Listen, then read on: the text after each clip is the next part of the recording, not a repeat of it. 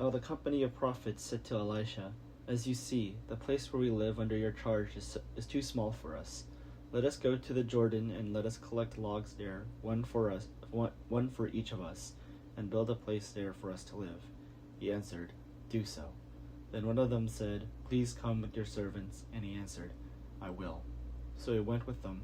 When they came to Jordan, they cut down trees. But as one was feeling a log, his axe head fell into the water.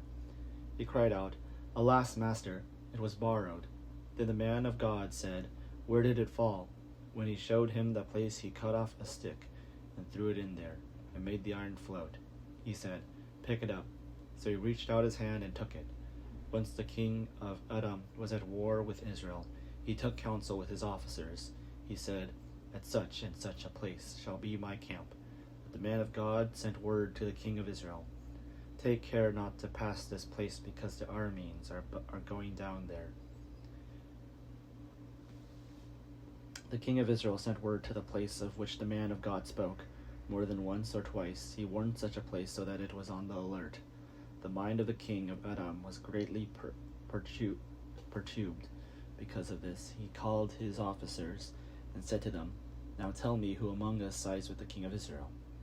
Then one of his officers said, "No one, my lord king. It is Elisha, the prophet in Israel, who tells the king of Israel the words that you speak in your bedchamber." He said, "Go and find where he is. I will send and seize him." He was told, "He is in Dothan." So he sent horses and chariots there in a great army. They came by night and surrounded the city. When an attendant of the man of God rose early in the morning and went out an army with horses and chariots was all around the city. His servant said, "Alas, master, what shall we do?" He replied, "Do not be afraid, for there are more with us than they are with them." Then Elisha prayed, "O Lord God, please open his eyes that he may see." So the Lord opened the eyes of the servant, and he saw the mountain was full of horses and chariots of fire all around Elisha. When the Arameans came down against him, Elisha prayed to the Lord and said, "Strike this people, please, with blindness." So he struck them with the blindness as Elisha had asked. Elisha said to them, "This is not the way, and this is not the city. Follow me, and I will bring you to the man whom you seek." And he held to Samaria. As soon as they entered Samaria, Elisha said, "O Lord, open the eyes of these men, so that they may see." The Lord opened their eyes, and they saw what they were inside Samaria. When the king of Israel saw them, he said to Elisha, "Father, shall I kill them? Shall I kill them?" He answered, "No." "Did you capture with your sword and your bow those whom you want to kill? Set food and water before them, so that they may eat and drink, and let them go to their master." So he prepared for them a great feast. After they ate and drank, he set them on their way, and they went to their master, and the Arameans no longer came raiding into the land of Israel. Some time later, King Ben-Hadad of Edom mustered his entire army. He marched against Samaria and laid siege to it. As the siege continued, famine in Samaria became so great that a donkey's head was sold for 80 shekels of silver, and 1/4 of a kebab of dove's dung for 5 shekels of silver. Now, as the king of Israel was walking on the city wall, a woman cried out to him, "Help, my lord, a king."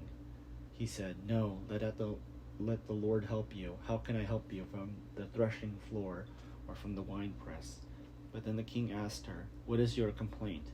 She answered, "This woman said to me, 'Give up your son. We will eat him today, and will eat my son tomorrow.'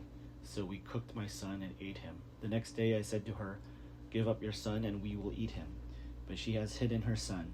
When the king heard the words of the woman, he tore his clothes, and now he was walking on the city wall. The people could see that he had sackcloth on his body underneath, and he said, "So may God do to me and more, if the head of Elisha, son of Shaphat, stays on his shoulder today." So he dispatched a man from his presence. Now Elisha was sitting in his house, and the elders were sitting with him. Before the messenger arrived, Elisha said to the elders, "Are you aware that this murderer has sent someone to take off my head? When the messenger comes, see that you shut the door and hold it closed against him. Is not the sound of his master's feet behind him?" While he was still speaking with them, the king came down to him and said, "This trouble is from the Lord. Why should I hope in the Lord any longer?